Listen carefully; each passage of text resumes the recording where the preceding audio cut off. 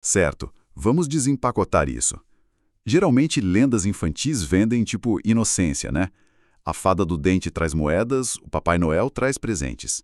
Mas quando o assunto é a hora de dormir, o folclore esconde um lado bem perturbador. Aham, bem mais sombrio do que a gente imagina. Pois é. Hoje a gente vai fazer uma exploração profunda num volume enorme de materiais, passando por registros históricos até enciclopédias musicais e de quadrinhos. E a nossa missão aqui é investigar como o Sandman, o famoso João Pestana, o Homem de Areia, sofreu mutações drásticas com o tempo. Exato. Saindo de uma explicação biológica inofensiva para guiar a cultura pop no heavy metal e nos gibis. O que é fascinante aqui é que a origem escandinava era super acolhedora. Sim, o ser que jogava areia. Isso, ele jogava areia nos olhos das crianças para trazer bons sonhos. E sabe aquela remela matinal? Era a prova física de que ele tinha passado pelo quarto. Hans Christian Andersen chegou até dar para ele um guarda-chuva mágico de sonhos. Ah, parece fofo. Até a gente leu o conto do E.T.A. Hoffmann, publicado em 1816. Nossa, essa versão é pesada. Muito pesada. Nos textos que a gente analisou, ele pega essa lenda e transforma o Sandman num monstro. O bicho literalmente arranca os olhos das crianças que se recusam a dormir. Cruel. E pior, ele leva esses olhos para alimentar os próprios filhos na lua. É tipo uma fada do dente em versão de filme slasher. Mas, assim, por que a lenda precisou dar uma guinada tão violenta? Então, o sono em si carrega essa dualidade inescapável, né? É um momento de descanso necessário, claro, mas também é um momento de maior vulnerabilidade humana. Faz sentido, ficar no escuro antigamente era um risco. Com certeza, fechar os olhos era um risco de vida real nas eras mais antigas. O Hoffmann não inventou o medo, ele apenas personificou esse pânico instintivo de perder o controle ao adormecer. É o terror do desconhecido. Exato. E essa tensão entre o conforto do berço e o terror da escuridão virou a espinha dorsal de tudo que veio depois. O que explica perfeitamente como essa aura de pesadelo e vulnerabilidade foi parar direto nos fones de ouvido da galera nos anos 90. Enter Sandman. Essa mesma. Lendo as entrevistas do James Hetfield do Metallica, fica claro que ele explorou exatamente essa ferida. Ele achava o riff de guitarra do começo comercial e cativante até demais. E para não perder o peso clássico da banda, ele precisava de um contraste brutal. Sim. A solução foi criar uma letra com uma justaposição bizarra.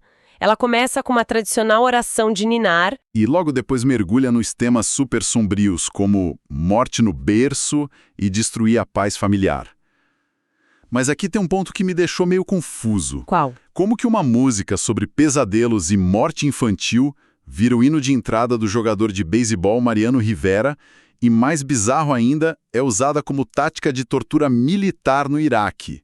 O significado original da letra não importa mais. Acontece que a nossa biologia responde aos estímulos físicos antes da mente processar a poesia de uma letra. O ritmo pesado? Isso, o ritmo marcial, a bateria pulsante e a agressividade das guitarras funcionam como uma injeção de adrenalina. No beisebol, isso intimida o adversário na hora. E na situação militar? Numa situação de tortura, quando tocada em loop num volume ensurdecedor, essa muralha sonora quebra a resistência psicológica da pessoa através da privação de sono. Nossa. Aquele monstro literário do Hoffmann virou uma arma sônica no mundo real. É insano pensar no Sandman sendo usado como arma militar. E se a música converteu o mito em terror psicológico, os quadrinhos parecem ter ficado completamente divididos, né? Sim, a gente tem duas abordagens bem extremas. Em 1963, a Marvel criou uma visão puramente literal. O Flint Marko, o criminoso que sofre o acidente nuclear e vira um vilão de areia. Exato, uma visão focada apenas no embate físico. Mas o salto definitivo aconteceu na série do Neil Gaiman, na DC Vertigo, em 88. Ele resgatou a essência do mito. O Morpheus, ele não é um herói de colante dando soco por aí. Não mesmo. Ele é a personificação metafísica das ideias e dos sonhos. E foi um sucesso absoluto, superando até as vendas do Batman na época. Mas aqui é onde a coisa fica realmente interessante, considerando a recente série da Netflix. Porque eles alteraram detalhes da HQ original, tipo aumentar o tempo de prisão dele de 72 para 100 anos e cortaram as aparições de super-heróis. Não seria melhor manter o material como era? Se a gente conectar isso ao quadro geral, tem um motivo. Focar em exatamente um século de isolamento tem um peso simbólico brutal. Pense num século inteiro de guerras mundiais e traumas sem o Rei dos Sonhos para guiar o inconsciente coletivo. Faz todo sentido. E tirar os super-heróis? Remover as capas e os poderes foca a história no mito puro. Gaiman usou Morpheus não para lutar, mas para questionar o porquê da humanidade precisar inventar histórias. Para sobreviver à realidade, né? Isso prova que a humanidade sempre recicla esses mesmos medos. A gente acompanha um conceito que começou como desculpa para remela no olho e virou um monstro do heavy metal. E culminou nessa reflexão literária super profunda. Cada época reconstrói o Homem de Areia, espelhando as angústias do seu próprio tempo. O que deixa um pensamento bem provocativo para quem está escutando a gente agora. Com certeza.